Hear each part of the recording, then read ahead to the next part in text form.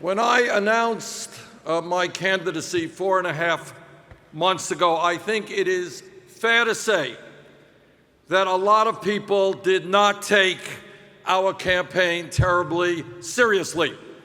That's fair to say. But it is also fair to say that in the last 4.5 months, change has taken place.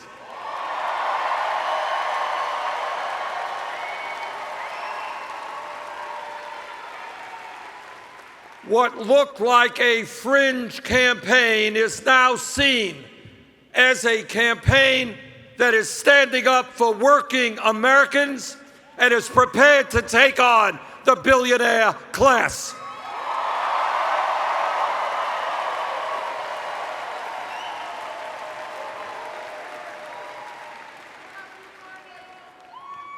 It's not just that all across this country we have drawn some of the largest turnouts in our rallies. It's not just that we have over 400,000 people in this country who have made individual contributions to our campaign. And let me say a word about that. You're looking at a candidate who does not represent the agenda of corporate America,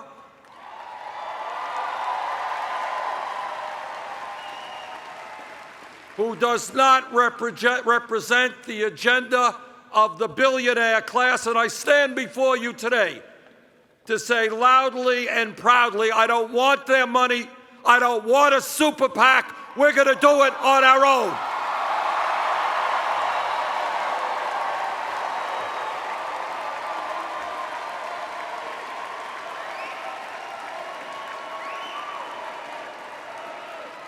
I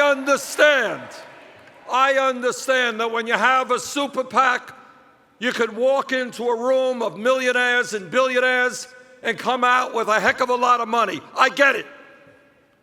But we are going to do it a different way.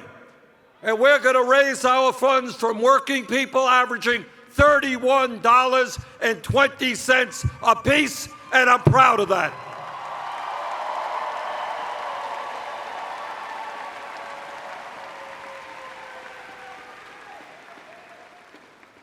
And let me begin by telling you about an old song, reminding you about an old Union song. Some of you remember it. Which side are you on? Remember that song? Now, you're very lucky because I'm not going to sing that song to you. I can't sing, as some of you may know. But I grew up in a working class home in Brooklyn, New York. We lived in a 3.5, some transplants here, all right? We grew up in a 3.5 room rent-controlled apartment. My family never had a lot of money. But I knew from a very early age which side I am on.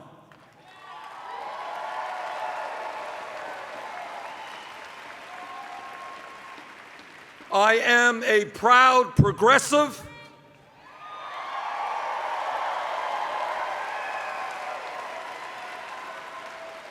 I am proud to stand with the working families of our country, prepared to take on the powerful special interests which wield incredible power over our economy and our political life. That is what I did yesterday. That is what I did 25 years ago. That is what I'll do tomorrow.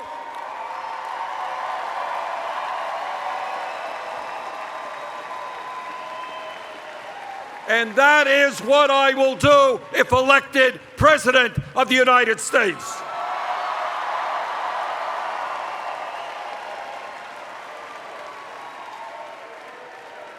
And let me also take a moment to tell you something that no other candidate for president will tell you, or perhaps ever has told the American people.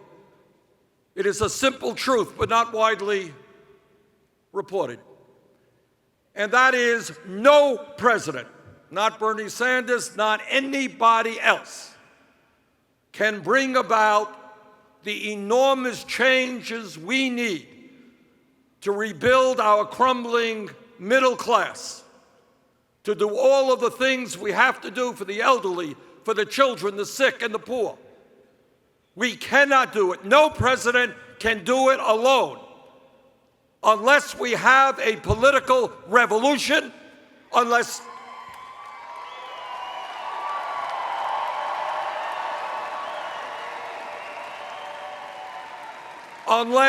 tens of millions of Americans are prepared to stand up, to get actively involved in the political process and make it very, very clear that this great country and our government belong to all of us and not just a handful of billionaires and campaign contributors.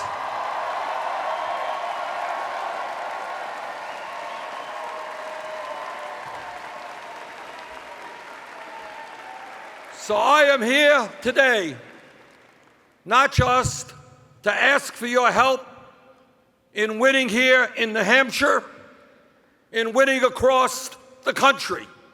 If we are going to transform America, we need millions of people to stand together, to take on corporate America, to take on Wall Street, to take on the big money interest. That is what this campaign is about.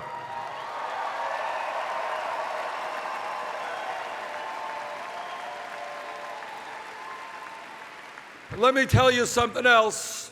Some of you may agree with me and some of you may not. But in my view, the Republicans did not win the last midterm elections. We lost those elections.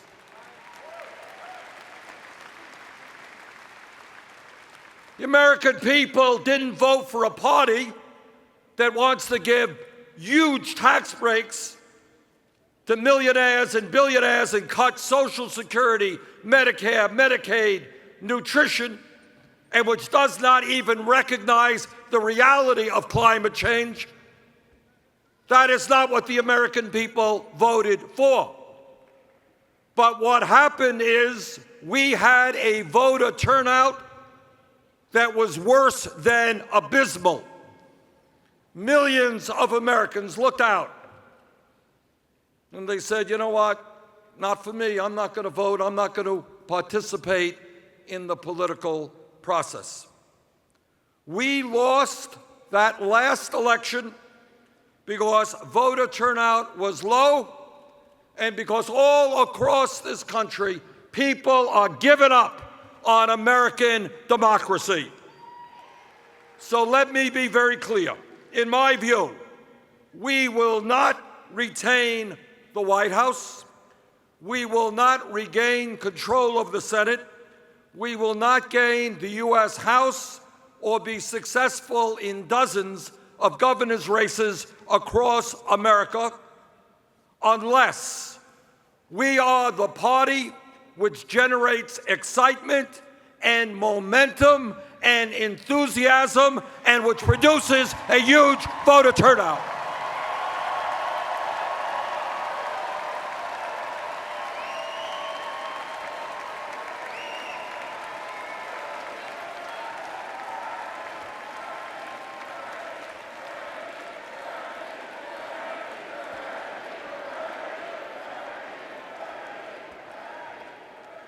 Democrats win when the voter turnout is high.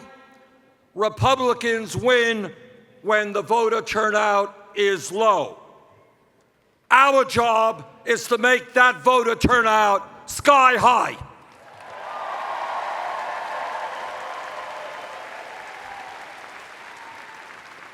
And how do we do it? How do we generate the excitement on the ground? How do we get those who are disillusioned back into the political process? How do we get young people involved? How do we get working class Republicans to stop voting against their own best interests.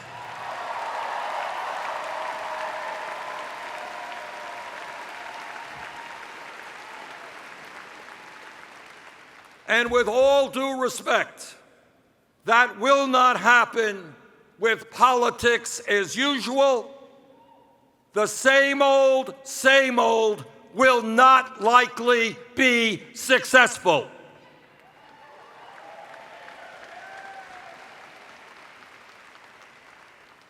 The people of our country understand, of course, that we are much better off today than we were when President Bush left office and we were losing 800,000 jobs a month and the world's financial system was on the verge of collapse. Of course, we are much better off today.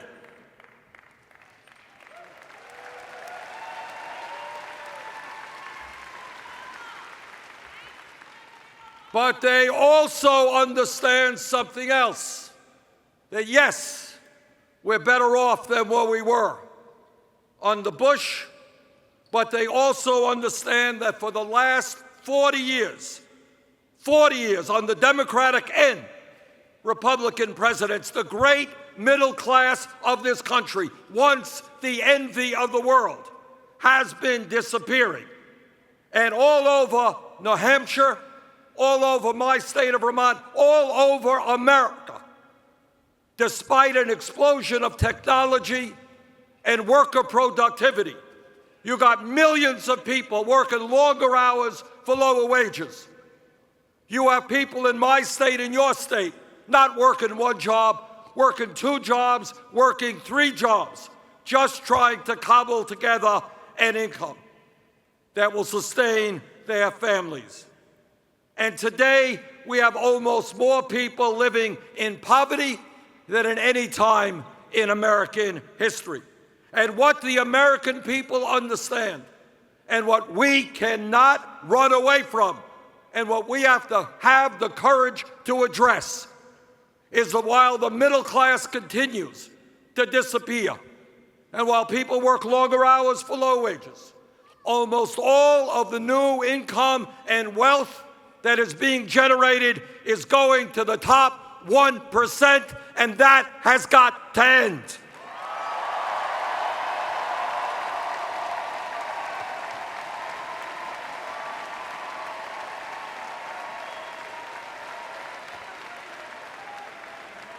Very few people in America, no matter what their political views are, believe that it is morally acceptable or economically sustainable when 1/10 of 1% of the American people have more wealth than the bottom 90%. Very few people think that it is acceptable when you have people all over this country working so hard, long and crazy hours. Parents can't stay home with their kids because they're working so many hours. And yet 58% of all new income generated today is going to the top 1%. That is not the economy we need.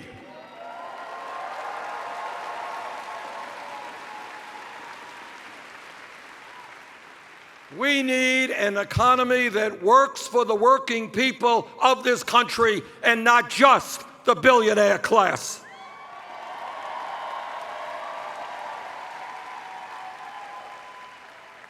We need a political movement which is prepared to stand up to the most powerful people on this country and to create a government. I know this is a radical idea, but imagine having a government in Washington that is not controlled by large campaign donors and corporate America, but which represents all of us.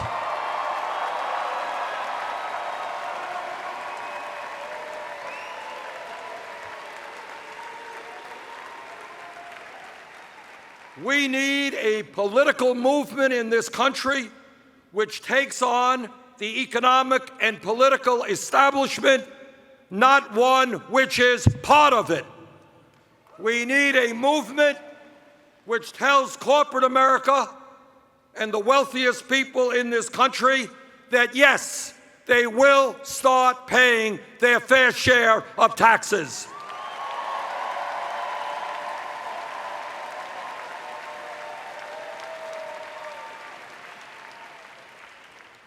That multinational corporations are not going to continue stashing billions of dollars in profits in the Cayman Islands and Bermuda and other tax havens while children in America go hungry. Ain't gonna happen anymore.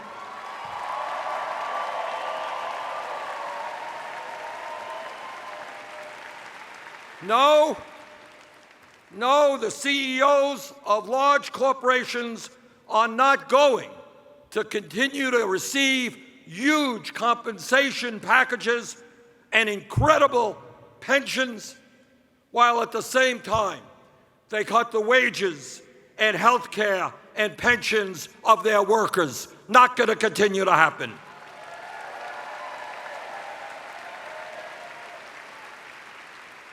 And no, we are not going to continue to have disastrous trade policies like NAFTA, CAFTA, or permanent normal trade relations with China, with corporate America shutting down plants in New Hampshire, Vermont, all over this country, moving to low-wage countries, bringing their products back.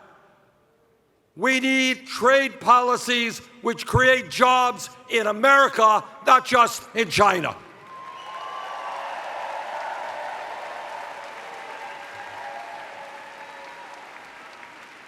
And by the way, that means that together we are going to defeat this disastrous Trans-Pacific Partnership.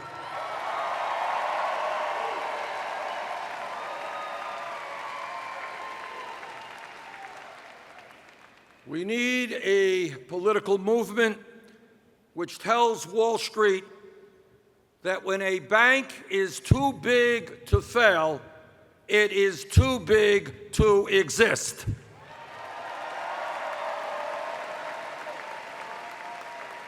I understand the power of Wall Street. I really do. I've stood up to them for a very long time. But whether they like it or not, we will reinstate Glass-Steagall.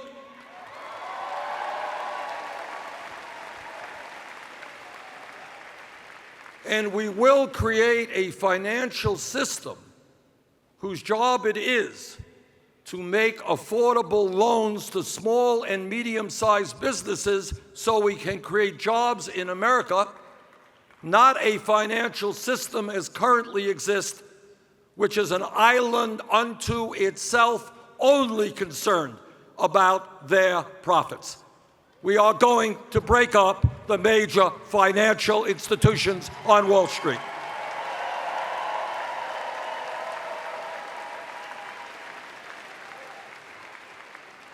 And when we talk about the economy, all of you know that throughout this country, there are millions of Americans who are working for wages which are just too damn low. In my view, the federal minimum wage of $7.25 an hour is a starvation wage. We have got to raise the minimum wage to a living wage, $15 an hour over the next few years.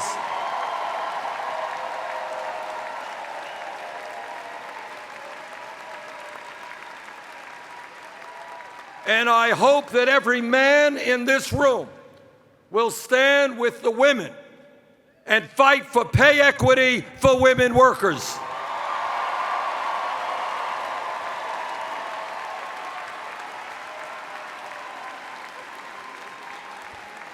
There is no rational economic reason why women are earning 78 cents on the dollar compared to men. And when we have pay equity for women workers, when we raise the minimum wage to a living wage, millions of mothers will then be able to raise their kids with security and dignity, and they deserve that.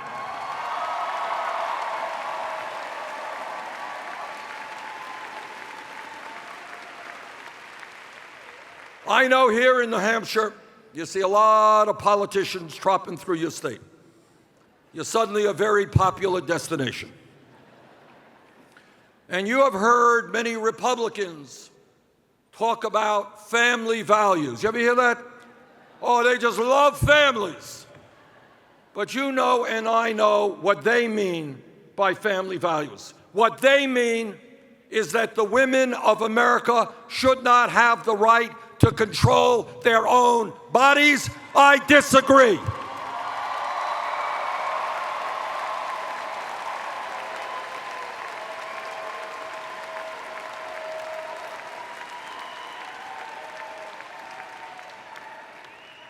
And what they mean by family values is that our gay brothers and sisters should not have the right to marry. I disagree.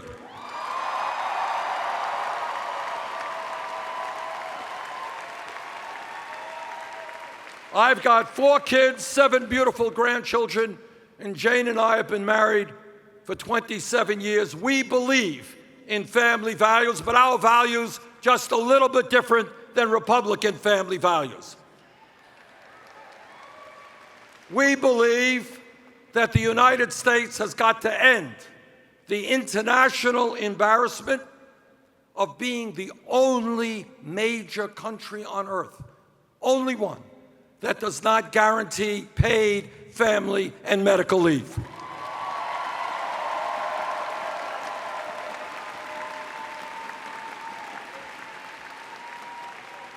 It is not a family value to tell a working class woman who has a baby that she has to be separated from that baby in a week or 2 weeks after birth because she has to run back to a job in order to earn income to sustain that family. That's not a family value.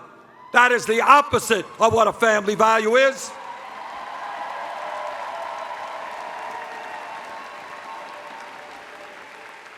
And that is why I will fight for 12 weeks paid family and medical leave.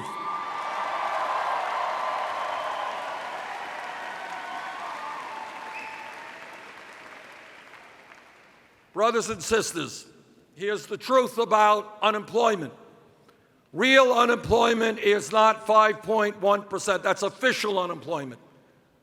Counting those people who have given up looking for work and are working part-time, real unemployment is over 10%. And let me tell you something of huge consequence which very few people talk about, and that is the tragedy of youth unemployment. Here are the facts. Real youth unemployment. If you're a white kid, high school graduate, 33%. Hispanic, 36%. African American, 51%. We need a major jobs program to put our people back to work.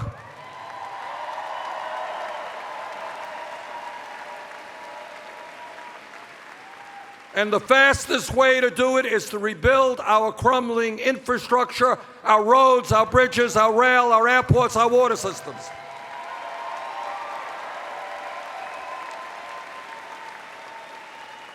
And let me tell you something else that I feel passionately about.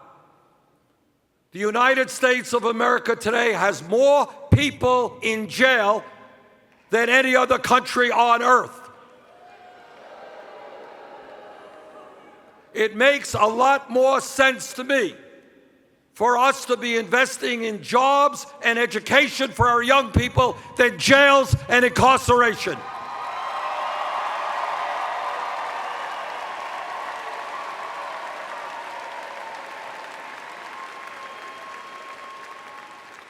I want us to end this distinction of having more people in jail, and I want to replace it with the distinction of us having the best educated population on earth.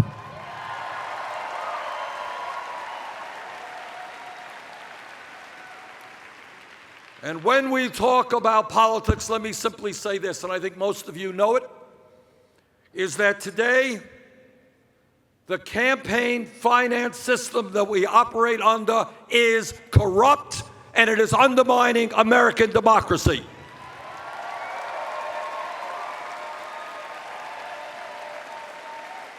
Corrupt is the right word. When the Koch brothers alone can spend $900 million on this election cycle, more money than either the Democratic Party or the Republican Party, brothers and sisters, we're not talking about democracy. We are talking about oligarchy, and together we are going to overturn Citizens United.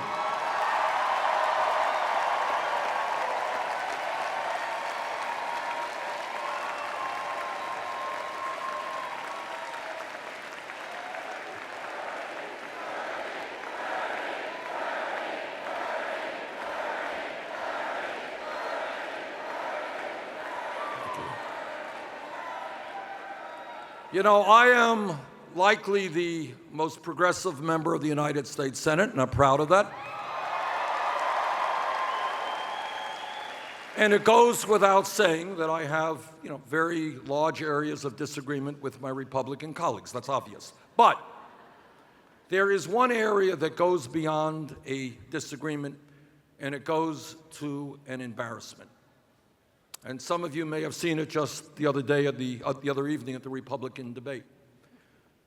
The scientific community is virtually unanimous, no longer a debate. Climate change is real. It is caused by human activity. It is already causing devastating problems in America and around the world.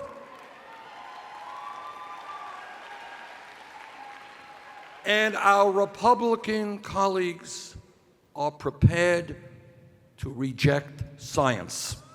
And that is a dangerous situation for the most powerful country on earth.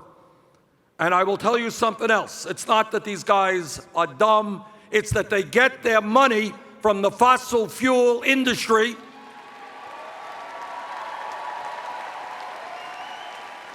And they are more worried about their campaign donations than their kids and their grandchildren. That is a shame.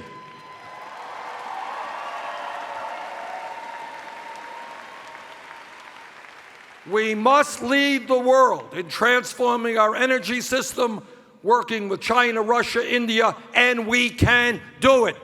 We can move to energy efficiency and sustainable energy, and for the sake of our kids, that is exactly what we have to do.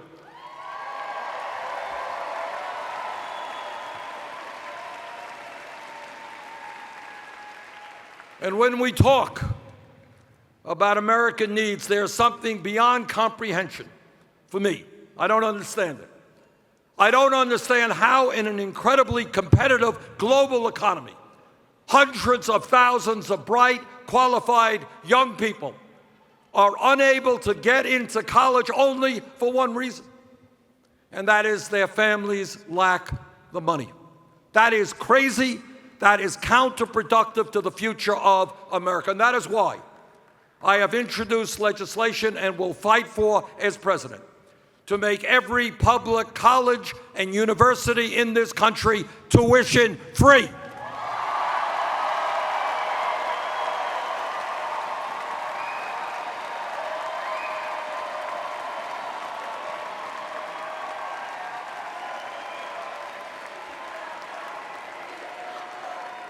It is not a radical idea. It is common economic sense to say that when young people or people of any age need more education, they should be able to get that education regardless of the income of their family.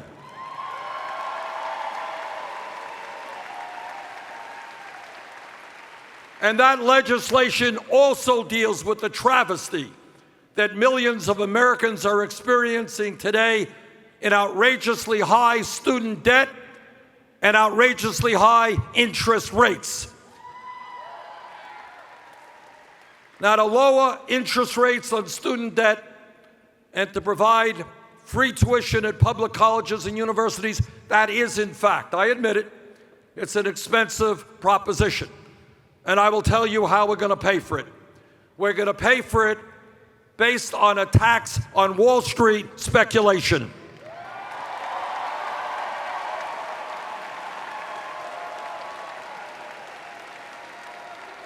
The middle class of this country bailed out Wall Street. Now it's time for Wall Street to help the middle class of this country.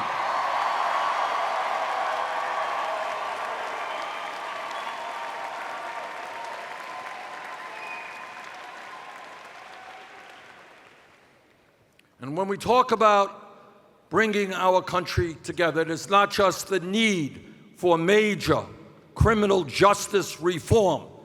I do not want to see kids' lives destroyed because of mandatory minimal sentencing. I think it's time we took a hard look at the so-called war on drugs and the lives that have been lost as a result of that. I think it's high time that we make sure that when a police officer breaks the law like any other public official, that officer will be held accountable.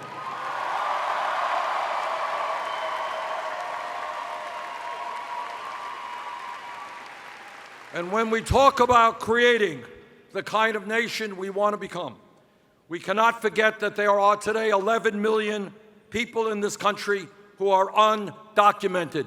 In my view, we need comprehensive immigration reform and a path toward citizenship.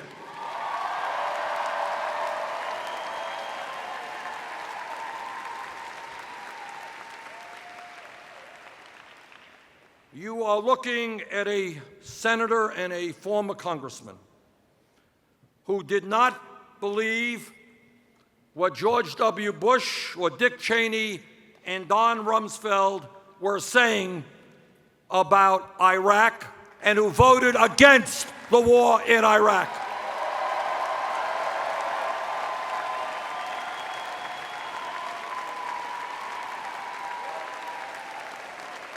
I heard the evidence. I heard what they had to say. I didn't believe it. And if you go to YouTube, or go to my website, go somewhere, and read what I said back then, and I'm not happy, doesn't make me happy to say this, but much of what I feared would happen in terms of the destabilization of that region did happen. So what we have got to understand, and I speak to you as the former chairman of the Veterans Committee, someone who has and will continue to make sure that our veterans get the health care and the benefit they need.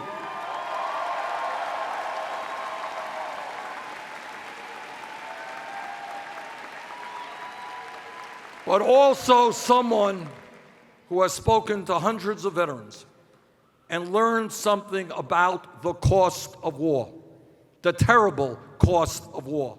Not just the 6,700 brave men and women who died in Iraq and Afghanistan, not just those many who came home without legs and arms and eyesight, but about the 500,000 men and women who came home with post-traumatic stress disorder and traumatic brain injury, and the tens of thousands of families that have been disrupted in a way that they may never recover from, and the children who have been hurt, and the divorces, and the suicides. Anybody who does not understand the cost of war should not be in the United States Congress.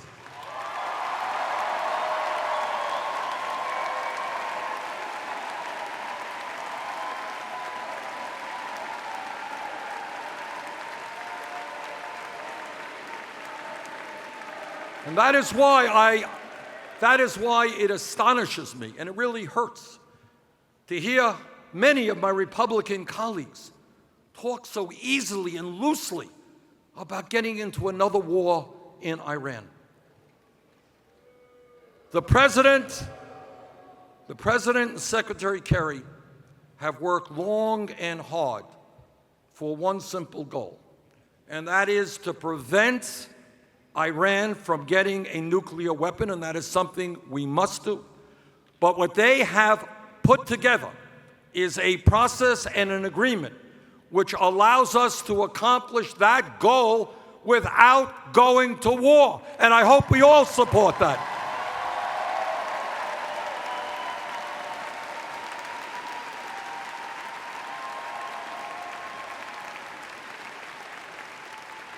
Let me conclude, and I've probably gone on too long, and I'll get yelled at by somebody, but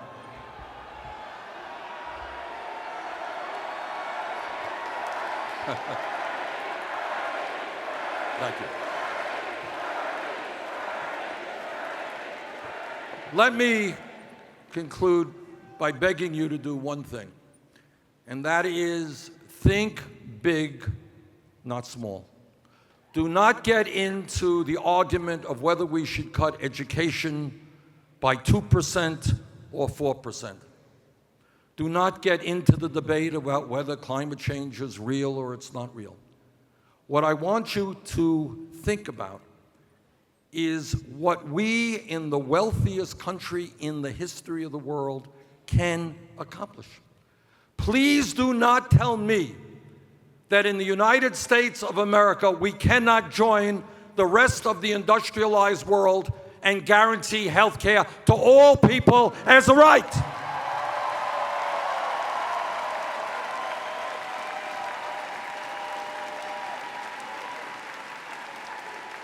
Which is why I support a Medicare for all single-payer system.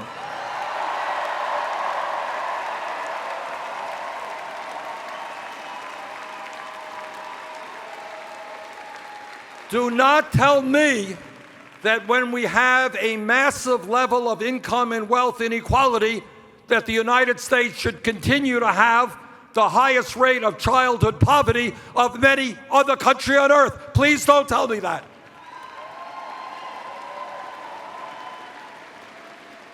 Please don't tell me that when mom and dad go to work, that they should not be able to find high quality and affordable child care.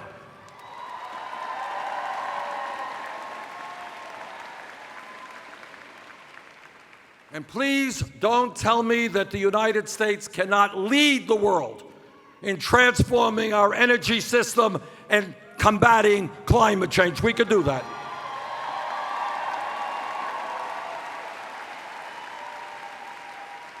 Brothers and sisters, we can create a nation in which every man, woman, and child, regardless of the color of their skin, regardless of the country they came from, regardless of whether they are gay or straight, man or woman, we can create a nation which fulfills the birthright of all Americans, and that is a society of dignity, of security, and ending all forms of discrimination. Thank you all very much.